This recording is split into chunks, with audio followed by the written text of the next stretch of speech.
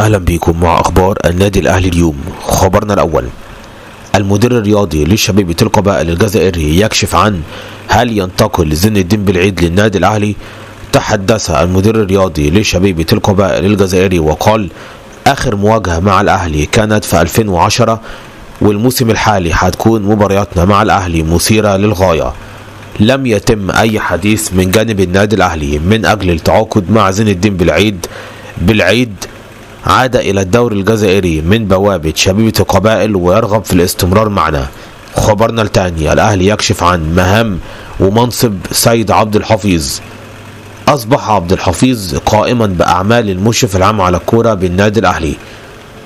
هيشرف على الفريق الأول وقطاع الناشئين والأكاديميات والكرة النسائية ونادي داخلي، مع وضع رؤية شاملة لتنمية القطاع الاستثماري لقطاع الكرة بالتنسيق مع شركة الكرة، على أن تكون هناك ميزانية محددة لكل مكون من مكونات القطاع ومنها الفريق الأول.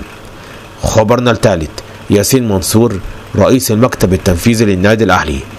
الناس اللي مش فاهمة إيه المكتب التنفيذي ده الأشخاص اللي مسؤولة عن إدارة النادي الأهلي بشكل يومي.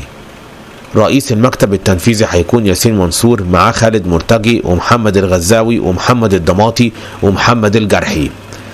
خبرنا الرابع: قرار جديد من جيستروب بشأن ضربات الجزاء. قرر المدرب الدنماركي تغيير ترتيب مسددي ضربات الجزاء قبل خوض السوبر المصري بعد إهدار زيزو لضربة الجزاء، وهيكون هناك فقرة خاصة للتدريب على تسديد ضربات الجزاء تحسبا لانتهاء مباراة سيراميكا بالتعادل واللجوء لضربات الجزاء. خبرنا الخامس: خالد الغندور قرار صادم لأفشة.